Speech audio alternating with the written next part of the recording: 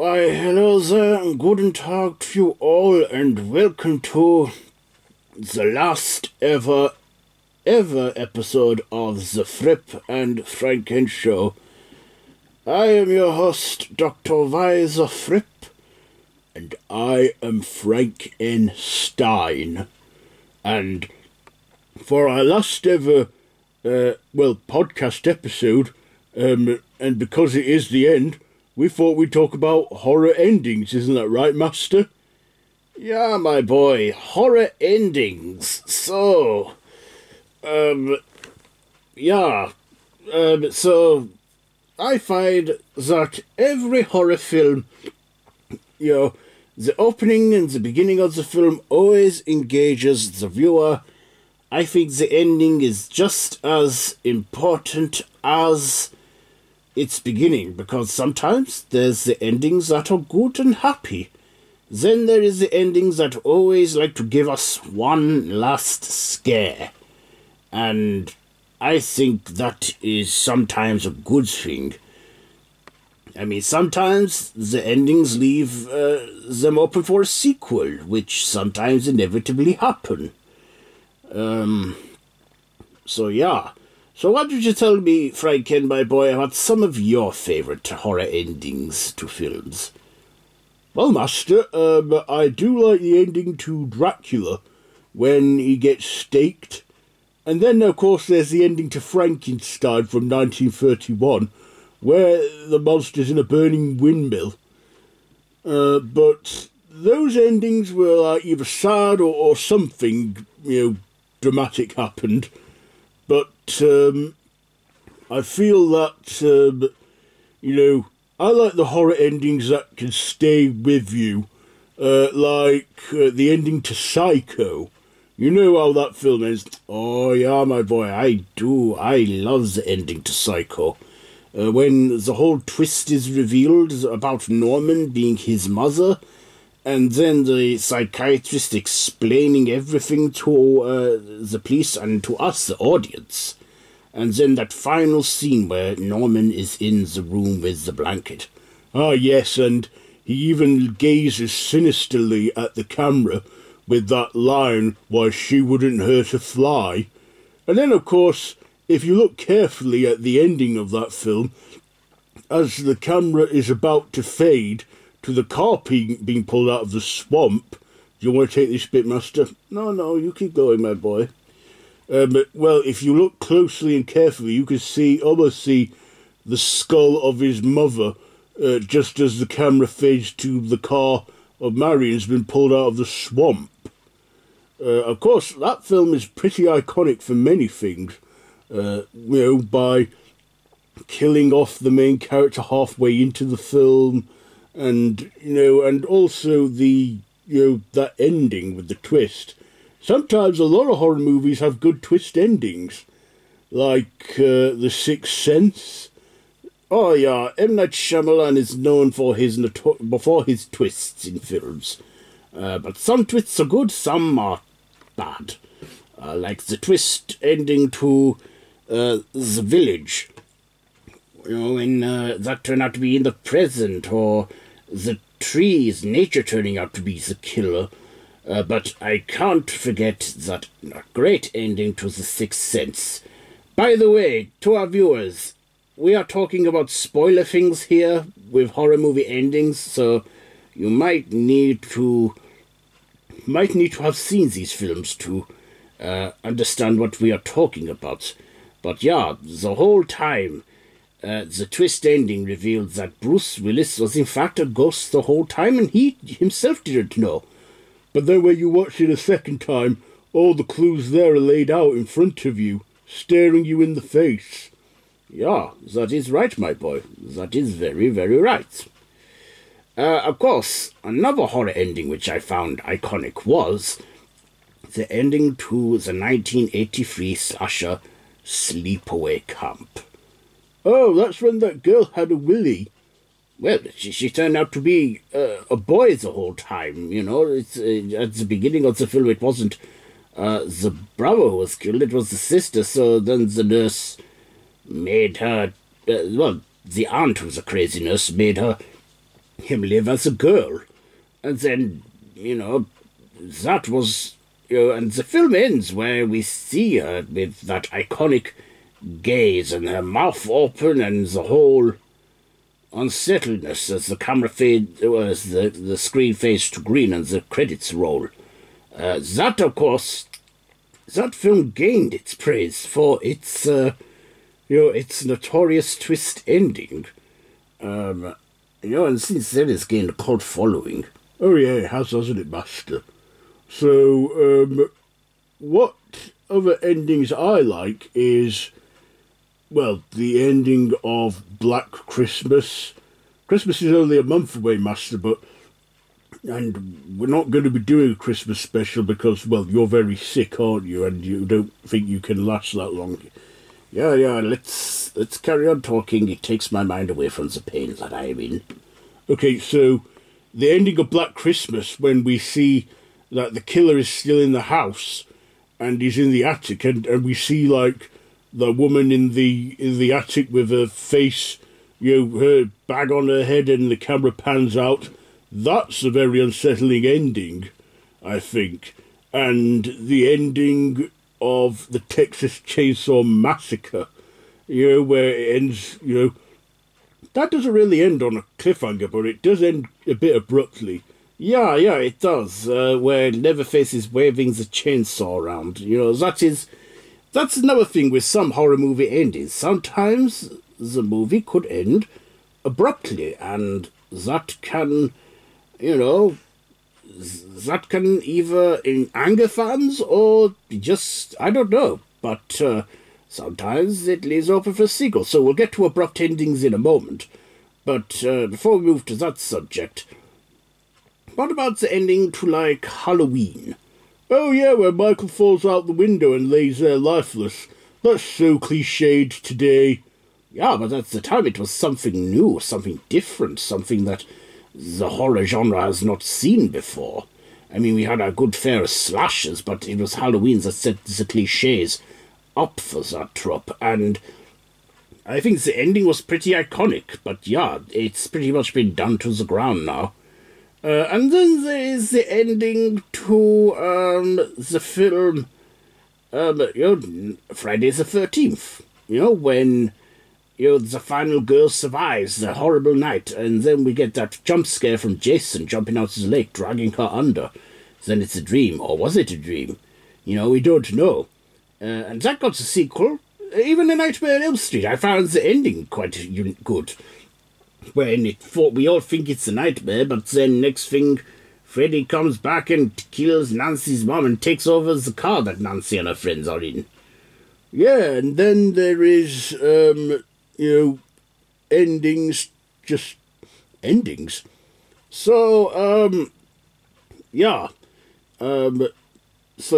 endings like, ghost films. I like the endings sometimes where we think it's all over, but then we get one last jump scare, like the ending of the 2012 horror Sinister, or Paranormal Activity, or what else?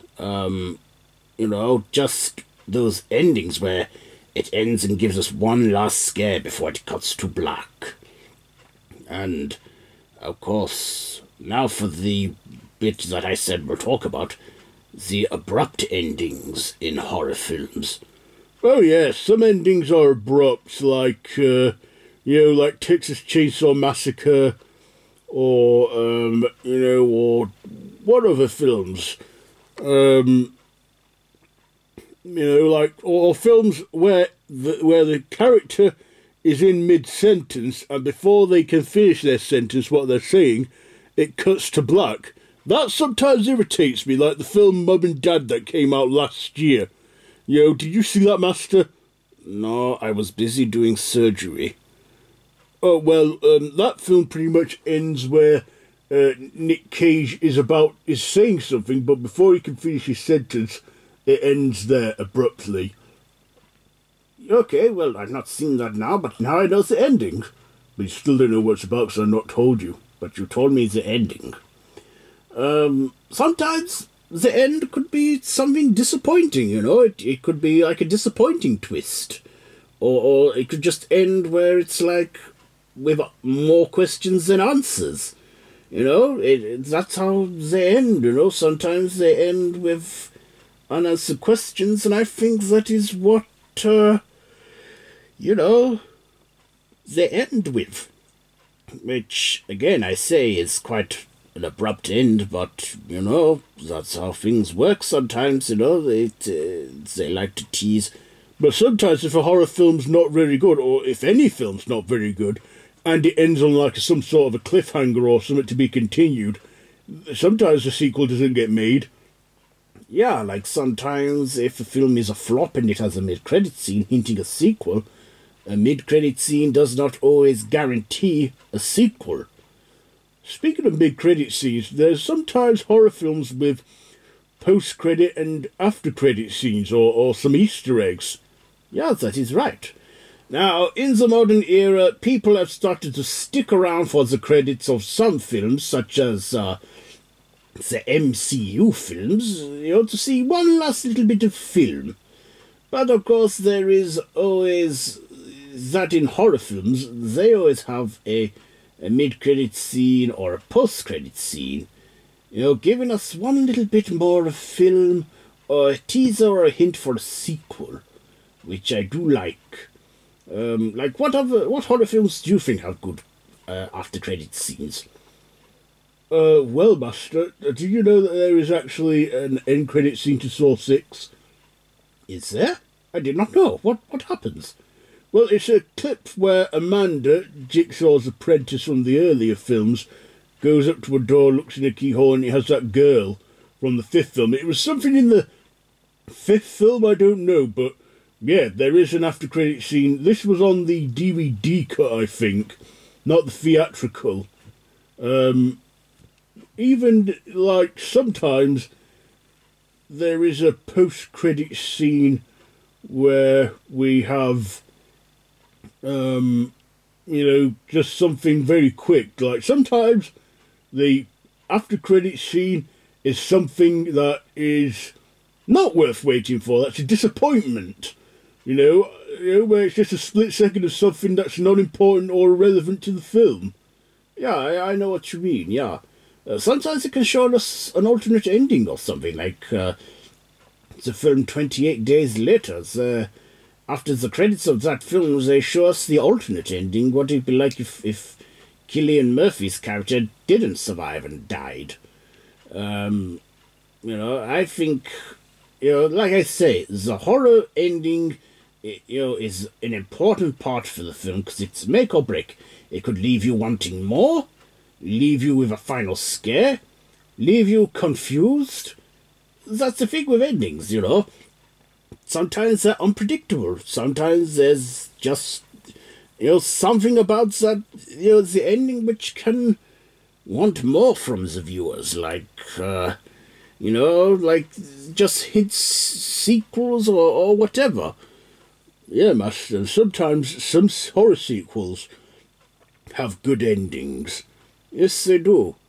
Of course, there is always, like, the happy ending where, you know, where the good guy wins and everything's resolved. You know, like the ending to the Grimm fairy tales. Now, I've told you about those, haven't I? Oh yeah, like the endings are very grim and bleak, like Red Riding Hood. The wolf is wearing Grandma's skin and makes Red Riding Hood eat bits of her, and it's a bit gruesome. Yeah, modern day has really toned down these horrific stories like Hansel and Gretel and Cinderella's. There's so much dark truth and meaning to these fairy tales that have changed over the years, and that, you know, the end, you know, it's just, yeah, so endings that have, you know, cliffhangers or some extra scenery on there. What kind of ending do you like to horror films? Endings that don't leave you confused. I don't mind if they leave it open for a sequel, hint a sequel, but I just like my horror endings either wanting me more or find really challenging, but not something confusing, not something that, ends abruptly or on an annoying cliffhanger that might never be resolved. Yeah, I get you, my boy. Yeah, you're absolutely right. Endings there's lots of endings that I kind of like too. So, how about we do a little thing now? How about we have like a top 5 horror movie endings? So, I'll start. So, this is in no particular order. I'm not doing any rankings because it's hard to just do a ranking from the top of my head. So, my 5 endings that I like in horror films are the ending to Halloween, Friday the 13th, Dracula, and also the ending to Sleepaway Camp, and The Sixth Sense. What are yours? Well, I like The Sixth Sense, I like the ending to Sinister, I like the end of Nightmare on Elm Street, I also like the ending to Halloween, and another one I would put in there would be the ending to Psycho. Oh yeah, Psycho. See, that would have been like... I should have mentioned that, Psycho. Yeah, my boy. Psycho is a good ending.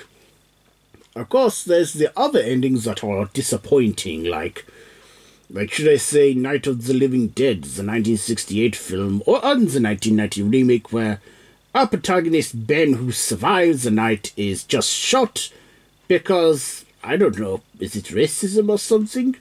I don't know, I don't think it intended to be anything racist, but it ended up getting taken that way. Yeah. I do find that a bit of an unnecessary demise, but, of course. What do you think to the ending of The Shining? Oh, The Shining. When it just shows Jack Torrance in a photo from, is it 1930 or 1920, where it's the 4th of July? Yeah, there's the Overlook. That ending, I don't get it. What actually happened at the end of that film? I think he became part of the Overlook. Maybe we will get the answer to that in the sequel. It is coming out this November, Dr. Sleep. Oh yeah, Master. I look forward to seeing that with you. Oh, thank you, my boy. Thank you. But we can only live in hope, can't we? Yes, Master. Hey, Master, could you be a ghost when you end? Because you're sort of nearing the end of your life now, aren't you? Let's not get morbid, my boy. But yeah, if there's unfinished business that I want to attend to, then I will be a ghost, yeah. Yes. I love you, Master. I know you do, my boy. I love you too. You are the son that I've always wanted. Oh, let's not talk about that anymore. You're going to get me started with the waterworks. I can't cry, Master. I don't have any tear glances. I know. Anyways, let's concentrate on the podcast here for our listeners. So, endings. Anything else you want to say to that? Anything else you want to add, my boy? Not really, Master. I think we covered everything that I want to talk about. What about you? Yeah, I think I've covered everything I've talked about. Speaking of endings, this is, like I said to our listeners, this is our final show ever. I am retiring from the podcasting and the YouTubing because I'm very ill. But me and Frank N will be back for the final season of Halloween in January 5. Oh yes, me and my master are going to give you one last season of Halloween in January 2020, because, well, we want to end the show because, well, after so long it can get a bit stale and a bit boring, That's another thing with ending things, like ending TV shows. We never talked about that, have we, Master? No, we have not.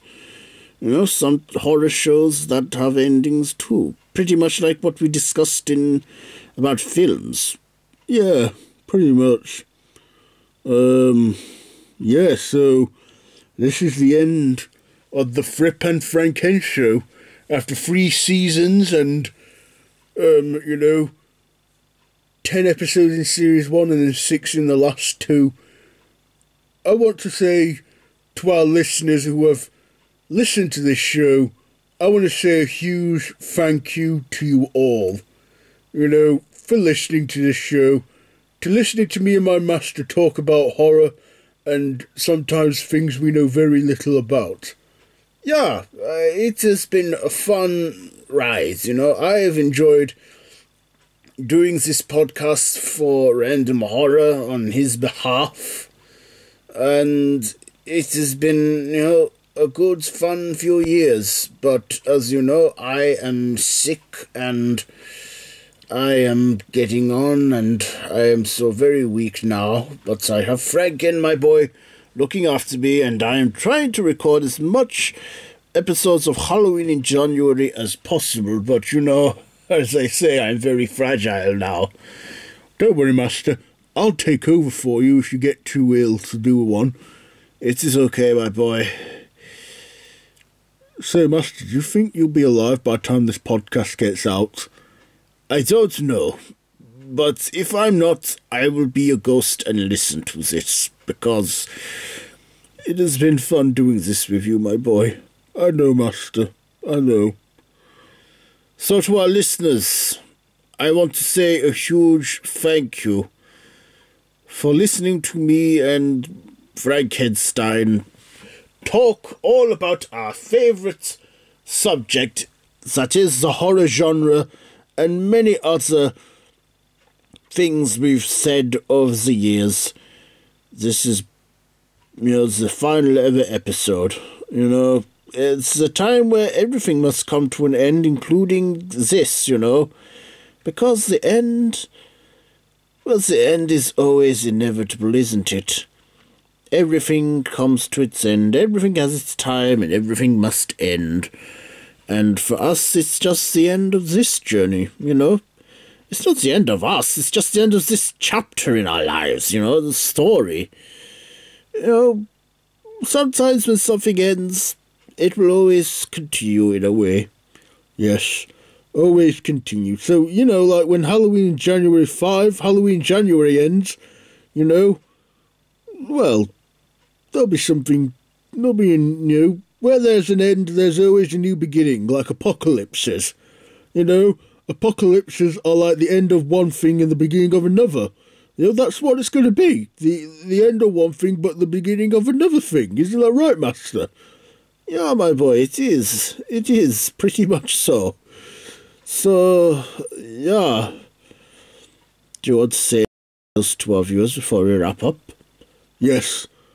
I want to say goodbye, and thank you for listening, and I will see you around. I have been Frank N. Stein. And I have been Dr. Vile the Thrip, and I want to thank the listeners too for listening to us. And for enjoying this show. I am so thankful. And it has been fun. But of course, everything must end at some point. But yeah, I will see you. And I don't know, maybe I'll still be with everyone or everything in spirit. Who knows? So, until we meet again, which I don't know when it will be. We'll meet again. Don't know where, don't know when. But I know we'll meet again some lovely day. I think that's how the song goes. Anyway, goodbye, listeners. Yeah, goodbye, friends.